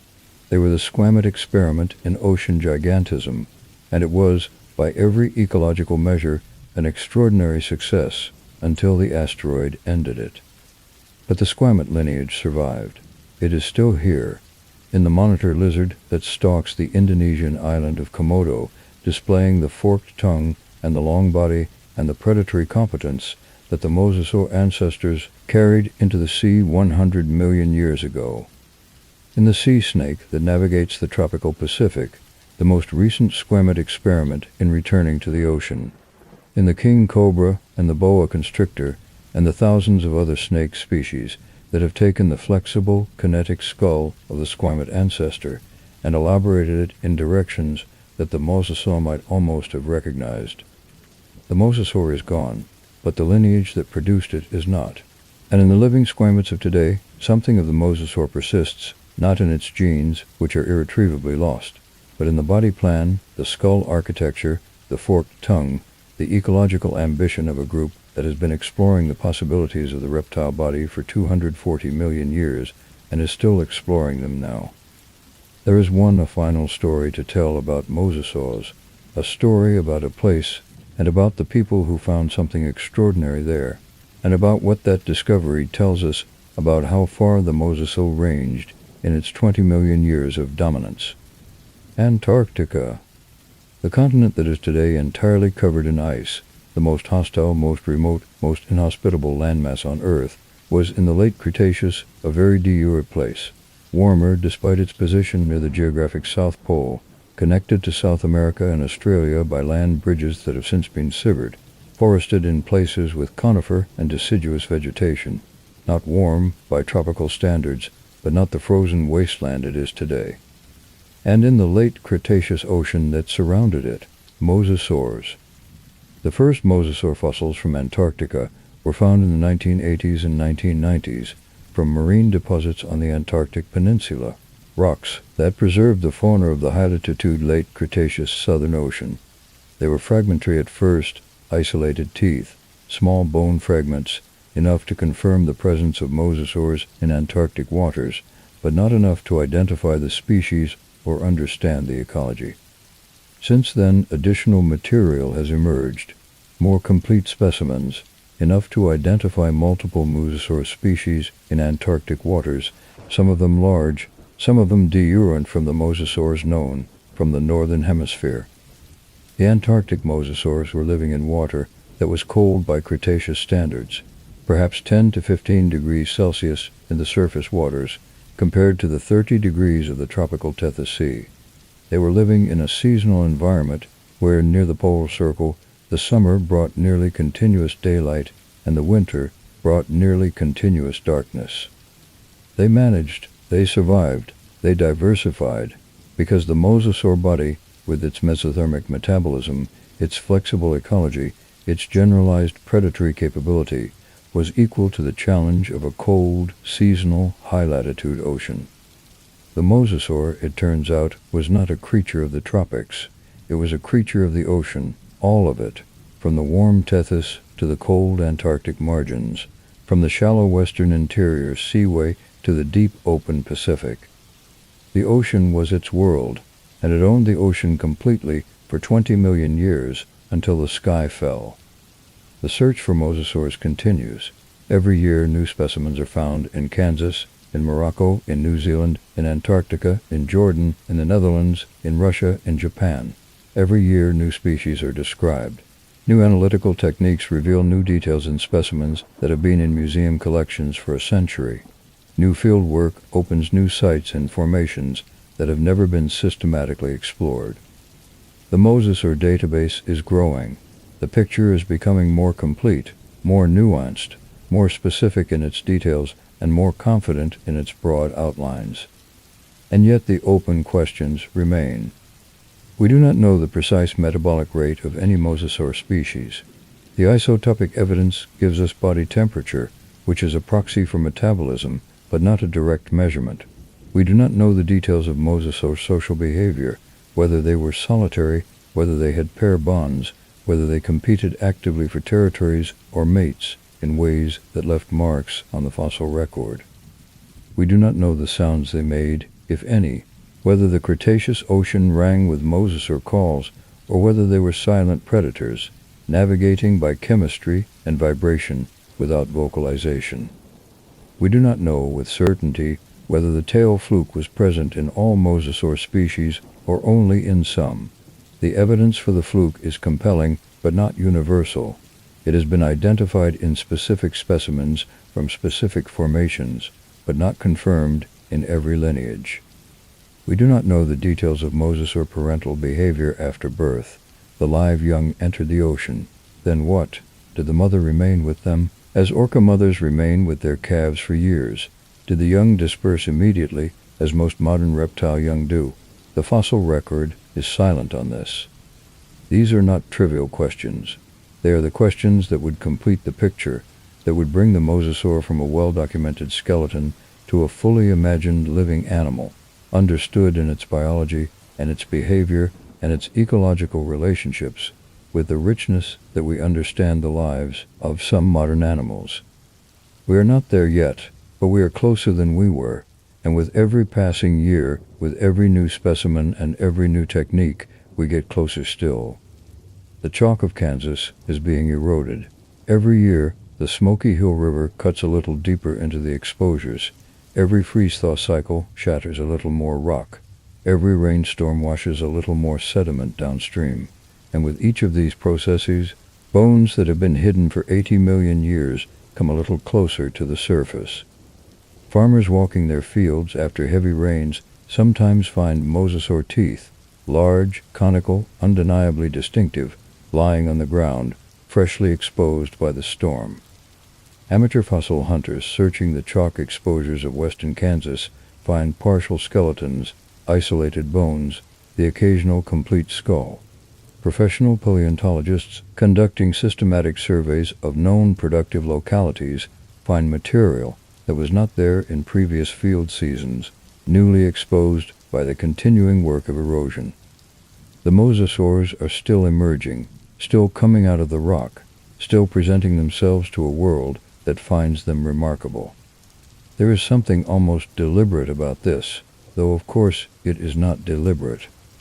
There is no intention in the erosion of chalk or the exposure of fossil bone, but the result has the quality of a slow, continuous revelation, as if the rock is, on its own geological schedule, releasing the evidence of the ancient ocean one bone at a time. We did not find all the mosasaurs. We will not find all the mosasaurs, but we will find more, and each new find will add something to the picture, a new species, a new behavior, a new ecological relationship, a new detail of anatomy that requires revision of the models we have built. The work is never finished, and in the chalk of Kansas, in the phosphate of Morocco, in the marine limestone of New Zealand, in the Antarctic sediments of a continent that was once a warm-water sea, the work continues, quietly, steadily, bone by bone. That was 100 facts about the Mosasaurs, the thunder of the Cretaceous ocean, the greatest marine reptiles that ever lived, the animals that Georges Cuvier used to prove that extinction was real, that the world has a history, and that history is full of creatures that are gone and will not return. They are gone, and they were magnificent, and the ocean they swam in, the warm, shallow, plankton-rich, ammonite-filled, ziphitinus-crowded late Cretaceous ocean, is gone too, replaced by our modern ocean, colder and deeper, and de-urantly populated, but built on the same chemistry, the same physics, the same fundamental biology. The Mosasaur left no living descendants. The lineage that produced it, the squamates, survived, but the ocean giants themselves are gone, their evolutionary experiment concluded by an asteroid 66 million years ago. But the evidence remains, in the chalk and the limestone and the phosphate deposits of a planet that has been keeping records for 4 billion years, in the skulls in museum cases and the bones in field collections and the bite marks in ancient ammonite shells, in the work of the paleontologists who spend their lives reading those records, asking questions that would have seemed impossible a generation ago, and answering them with techniques that would have seemed like science fiction to the founders of the field. The Mosasaur is gone, but we know it, and knowing it, imperfectly, partially, always with the humility that genuine science requires, is one of the most extraordinary things our species has learned to do. This has been Sleepy Dino. Good night. There is a detail about the Mosasaur's eye that deserves its own moment, because the eye of the Mosasaur is one of the most unusual sensory organs in the entire history of marine predators, and its implications for how the animal perceived the world are profound.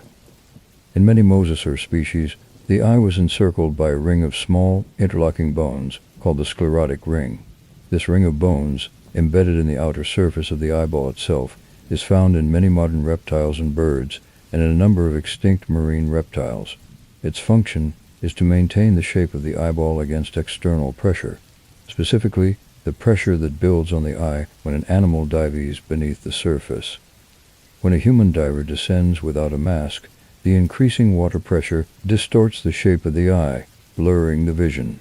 The sclerotic ring prevents this in animals that have it, maintaining the precise optical geometry of the eye at depth and allowing clear vision regardless of the depth at which the animal is operating. But the sclerotic ring of mosasaurs was not merely functional in this mechanical sense. The diameter of the sclerotic ring, the size of the opening in its center, which corresponds to the size of the pupil and lens, is proportionally very large in many mosasaur species, larger relative to skull size than in most modern reptiles. A large lens collects more light. More light means better vision in low-light conditions. A mosasaur with a proportionally large lens was a mosasaur with better vision in the dimly lit depths, better able to detect prey at depth, better able to navigate the darker lower reaches of the water column. The mosasaur could see in the dark, not in absolute darkness. No eye based on light can function in the complete absence of light, but in the twilight zone of the Cretaceous ocean, where the sunlight of the surface faded into the dimness of deeper water. The large-lensed eye of the mosasaur was adapted for exactly those conditions, for finding prey that other predators with smaller eyes and less light-gathering capacity might have missed. It hunted by day in the sunlit surface waters, and it descended, when it chose, into the twilight, and it could see there too. The relationship between mosasaurs and the ammonites that shared their ocean is more complex and more interesting than a simple predator-prey relationship would suggest. Ammonites were not passive prey. They were active animals, cephalopods, related to modern octopus and squid, with a complex nervous system and significant behavioral flexibility. Their coiled shells, while a defense against many predators, were not their only defense. Modern nautilus, the closest living relative of ammonites, are capable of rapid jet propulsion, using the same siphon mechanism as squid and octopus to shoot themselves backward through the water at surprising speeds. Ammonites almost certainly had similar capabilities. A threatened ammonite could jet away from an approaching predator, not necessarily fast enough to escape a pursuing mosasaur, but fast enough to make the predatory encounter less predictable, less easy, than simply picking up a stationary shell. The bite marks on ammonite shells, the evidence of mosasaur predation that we discussed earlier, are therefore not simply evidence of easy scavenging. They are evidence of active, pursuit-based predation on animals that were capable of defending themselves and of fleeing. The mosasaur that left those marks had to work for its meal. This matters because it tells us something about the ecological dynamics of the Cretaceous ocean that goes beyond the simple identification of what ate what. It tells us that predation was a contest, not a foregone conclusion, that the prey had responses, defenses, behaviors that made the predator's task more de-euclid, that the evolutionary arms race between mosasaur and ammonite, between predator and prey, was a genuine, ongoing, two-sided competition. The mosasaurs won that competition more often than not. Otherwise, neither they nor the ammonites would have persisted for millions of years in the same ocean. But they did not win every encounter. And the encounters they lost, the ammonite that jetted away before the jaws closed, the shell that proved too tough to the available bite force, the predatory attempt that failed and forced the mosasaur to look elsewhere, are as much a part of the ecological story as the encounters they won. The fossil record shows us the successes. The failures left no trace, but they happened. And in the sum of successes and failures, the balance of the Cretaceous ocean was maintained. There is a recently discovered mosasaur from Belgium that has significantly expanded our understanding of what the very last mosasaurs were like, the animals that existed in the final few million years before the KPG extinction. Pleuridens walkeri, described in 2021 from material collected from the Maastrichtian rocks of Morocco, the same stratigraphic unit that gives us the Maastricht of the famous original skull, was a mosasaur with an unusual suite of features suggesting a highly specialized diet. The jaws were very slender and long, the teeth numerous and small, the skull architecture suggesting a degree of jaw flexibility beyond that of most other mosasaurs.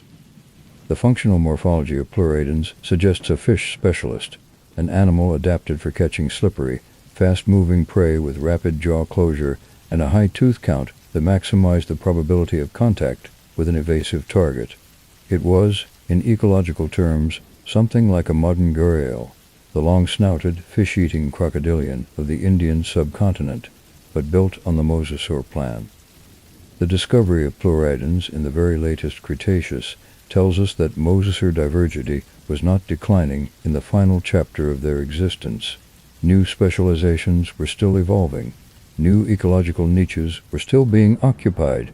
The group was, right up to the end, actively diversifying. They were not in decline when the asteroid struck. They were in their prime. The extinction of the mosasaurs was not the whimper of a fading lineage. It was the violent truncation of an extraordinarily successful one at the height of its powers. That distinction matters. It changes the story from one of inevitable decline to one of catastrophic interruption. The mosasaurs did not fade. They were cut, O1B0. Let us talk about what happens to a mosasaur when it dies, the process that turned a living animal into the fossils that we find today, and why that process was both more probable in the Cretaceous ocean and more informative than in many terrestrial environments. When a mosasaur died in the Western Interior Seaway, its fate depended on where it died, and on the specific conditions of the seaway at that moment. If it died in shallow water near the shore, its carcass was likely quickly found by scavengers, the Cretaceous equivalents of modern vultures and hyenas in marine form. Sharks would have been particularly important scavengers of large mosasaur carcasses, their eusient teeth stripping flesh from bone rapidly and thoroughly. Other mosasaurs would have fed on the carcass too.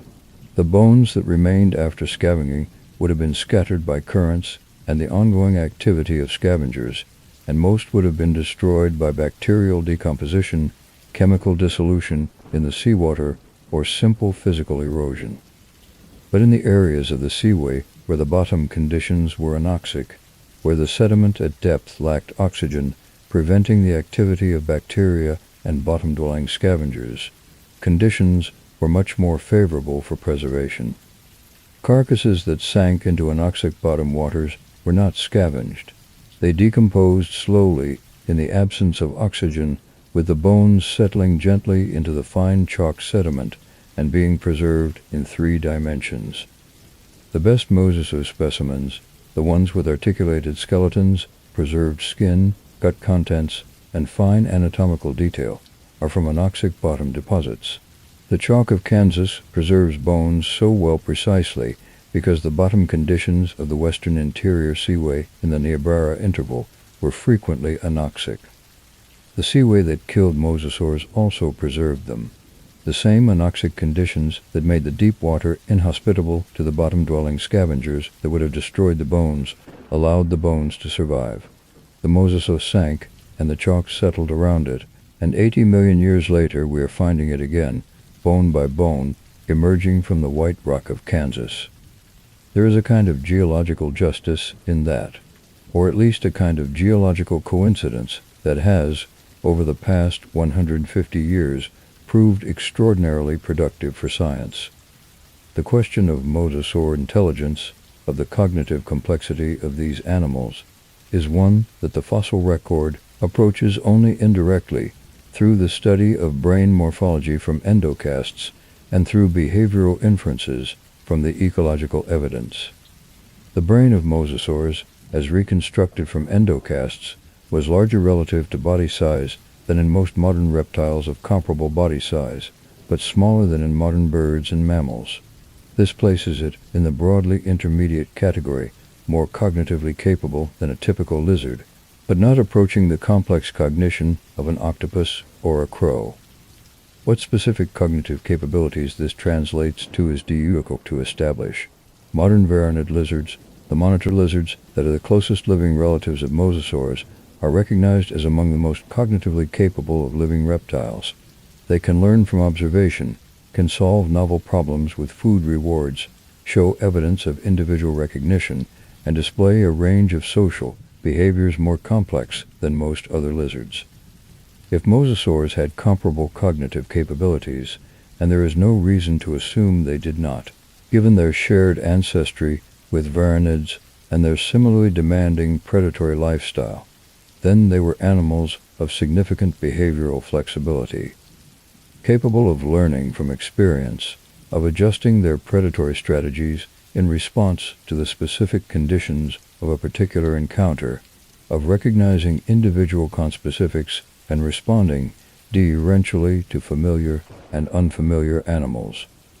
Not the simple stimulus response automatons of older reconstructions, not animals simply following instinctive programs without variation or flexibility, but animals capable, within the limits of a reptile brain, of something like learned behavior, of becoming, across their long lives, better hunters and more effective navigators of the social and ecological challenges of the Cretaceous ocean.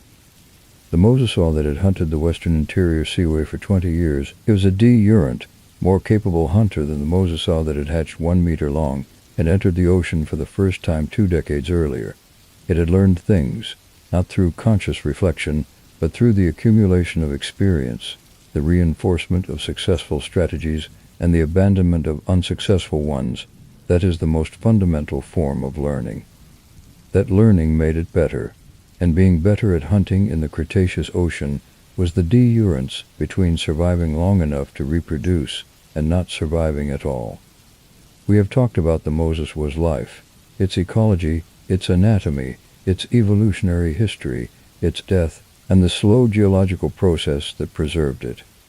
Let us now talk about something else, something that is harder to quantify, but that is, in its own way, as important as any of the scientific facts. The experience of encountering a mosasaur specimen for the first time.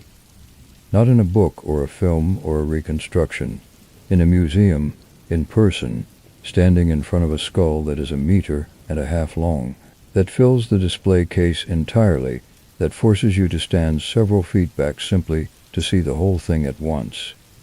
The teeth are the first thing you notice, not because they are the largest element, but because they are the most immediately comprehensible. Teeth are something we all understand. We know what teeth are for, and these teeth, large, conical, slightly curved, with worn tips that speak of decades of use, are unmistakably the teeth of something that caught and killed large animals. Then the skull itself, the length of it, the depth of the temporal region where the jaw muscles attached, the orbits, the eye sockets, which are large, deep, and positioned for forward-reaching vision in the front quadrant, the long, slender front of the snout, and the broader, more robust rear portion where the muscles were. And then the scale, the realization, which arrives gradually as you stand there, that you are not looking at a large skull, you are looking at an enormous skull, one of the largest skulls of any predatory marine animal that has ever lived. And it is here, in this room, preserved, and you are standing next to it, and the distance between you and the late Cretaceous ocean is nothing more than geological time, which is to say, it is everything and also nothing. That is what it feels like. If you ever have the opportunity to stand in front of a Mosasaur skull in the Maastricht Natural History Museum in the Netherlands, in the Sternberg Museum in Kansas, in the Natural History Museum in London, in the Smithsonian in Washington, take the time. Stand there. Look at it properly. The world it came from is gone, but the skull is still here, and in the presence of the skull, the world is a little less gone than it otherwise would be. One final meditation on what the Mosasaur means before we close. The Mosasaur is not a dinosaur. In the hierarchy of popular prehistoric animals, it occupies a slightly peripheral position, beloved by those who know it, but less immediately famous than Triceratops or T-Rex or Brachiosaurus. It does not appear on as many lunchboxes or as many bedroom walls. It is not the first prehistoric animal most children learn. And yet, in the history of science, the Mosasaur is one of the most important animals ever discovered. It proved that extinction was real at a time when that idea was revolutionary. It established the precedent that the history of life on Earth is a history of change, of arrival and departure, of flourishing and ending, of the continuous replacement of one extraordinary form of life by another.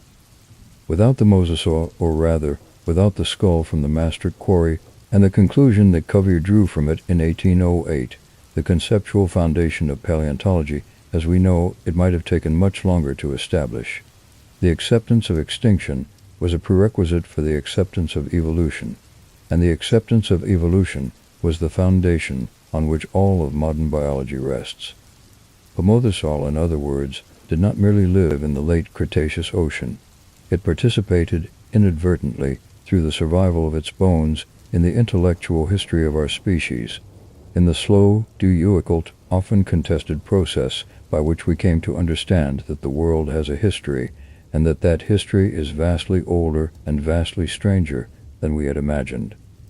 That is a remarkable legacy for an animal that lived 80 million years ago and never knew we existed. But then all the great legacies of the natural world are like that. They are made not by intention, but by existence, by the simple, irreducible fact of having been here and left a trace and waited. The Mosasaur waited 80 million years for us to find it. We found it, and now we know. There is one more thing worth saying, one more thread to pull before we let the Mosasaur go back to its ocean. The discovery of the original Maastricht skull did not end when Cuvier named it and proved extinction from it. The skull itself has had an afterlife as eventful in its own way as the animal's original life in the late Cretaceous sea. After Napoleon's forces took the skull to Paris in 1795, it entered the collections of what is now the Muséum National d'Histoire Naturelle, the great National Natural History Museum of France, established during the Revolution as a public scientific institution. There it has remained for over 200 years, one of the most historically significant fossil specimens in any museum collection in the world. It has been studied by virtually every major figure in the history of vertebrate paleontology. Cuvier himself examined it multiple times. Richard Owen, the English anatomist who coined the word dinosaur, studied it. Louis Dallot, the Belgian paleontologist who described the famous Bernissart iguanodon specimens, worked on mosasaurs using this skull as a reference point. Every subsequent generation of mosasaur researchers has engaged with the Paris skull, either directly or through the published literature that it generated. The skull is not merely a specimen. It is a scientific instrument, a reference point against which every subsequent mosasaur discovery has been measured, a physical embodiment of the history of a science that is still developing, still asking new questions, still finding new ways to read the evidence that the ancient world left behind. And it is, in the most literal sense, a trophy of history, taken from the Netherlands by a conquering army, placed in a national collection as evidence of French scientific ambition, studied for 2 centuries by the finest minds in paleontology, still there, in Paris, in a display case in the Grand Galerie de l'Evolution, available to anyone who walks through the doors. A mosasaur skull from a quarry in the Netherlands, in a museum in Paris, 230 years after it was found, still teaching, still speaking, still doing what the mosasaur could not do in life, surviving the passage of time. The most recent field seasons in Morocco, in the phosphate deposits of the Ouled, Abdon Basin near Kawaraba, have been extraordinary for mosasaur research and deserve specific mention as a counterpoint to the American chalk of Kansas. The Moroccan phosphate deposits preserve a marine fauna from the very end of the Cretaceous, the final 2 to 3 million years before the KPG extinction, in conditions of exceptional quality. The phosphate rock forms rapidly around organic material, mineralizing soft tissue and bone together in a way that can preserve details impossible to find in slower-forming sedimentary deposits. From these deposits, paleontologists working in the last decade have described an astonishing variety of new mosasaur taxa, among them Xenodons, Gavialomimus, Globidens phosphaticus, and several others still awaiting formal description. Each new species adds a new dimension to our understanding of the diversity of the very last mosasaur community, the animals that were alive in the final chapter before the impact. What these discoveries reveal, collectively, is a mosasaur fauna of remarkable ecological complexity at the very end of the Cretaceous, not a declining, impoverished community struggling in a changing ocean, a diverse, actively diversifying community of predators occupying a range of ecological niches in the North African late Cretaceous Sea, showing no signs of the ecological deterioration that would have been expected if the group were approaching natural extinction. They were thriving right up to the end. The Moroccan deposits are not finished yielding their secrets. The phosphate mines that expose this material are actively worked, and each blast of the quarry face has the potential to reveal new mosasaur material, new species, new specimens, new evidence of the last chapter of one of the most extraordinary success stories in the history of marine life. The work continues, the discoveries continue, the story continues. And somewhere in the phosphate of Morocco, or the chalk of Kansas, or the limestone of New Zealand, the next extraordinary mosasaur discovery is already waiting, already in the rock, already preserved, already real, waiting only for the day when a human eye, trained by 150 years of accumulated knowledge, recognizes it for what it is. This has been Sleepy Dino. Good night. There is a question that comes up whenever people learn about mosasaurs for the first time, a question that cuts right to the heart of why these animals are so enduringly fascinating. Why don't we talk about them more? T-Rex has its own section in every toy store. Triceratops is on bedroom walls around the world. Brontosaurus appears on everything from corporate logos to children's books. But mosasaurs, animals that were, by every measurable ecological standard, the equal of any of those famous dinosaurs, remain comparatively unknown to the general public. Part of the answer is geography. The dinosaurs of the American West are found in rock formations that have been visible and accessible to collectors and scientists for over 150 years. The Badlands of Montana and South Dakota, the Clay-Oz of Colorado, the quarries of Wyoming, these places have been worked since the 1870s, and the specimens they yielded went directly into the natural history museums that shaped the public's understanding of prehistoric life. Mosasaur specimens, by contrast, are found in places that have been less consistently in the public eye. The chalk of Kansas is not as visually dramatic as the Badlands of the Hell Creek Formation. The phosphate mines of Morocco became productive for paleontological research only in the latter half of the 20th century. The marine limestone of New Zealand and the chalk of Europe, while scientifically rich, have been less systematically excavated than the great terrestrial dinosaur sites of North America. But there is another part of the answer, and it is more interesting. Mosasaurs challenge the imagination in a way that dinosaurs do not. Dinosaurs, for all their strangeness, were land animals. They walked on legs. They had heads and necks and tails arranged in proportions we can understand. The scale is extraordinary, but the basic body plan is comprehensible. The mosasaur is something else, an animal the size of a school bus, moving through three-dimensional water, with a forked tongue and a kinetic skull, and a tail fluke and eyes adapted for dim light at depth. An animal without legs, without the contact with solid ground that makes large animals feel real to us, without the familiar reference points of size and posture that let us place a triceratops or a T-Rex in the landscape of our imagination. The mosasaur is genuinely alien, and that alienness is, perhaps, why it has taken longer to enter the popular imagination than the famous terrestrial dinosaurs. But it is entering now.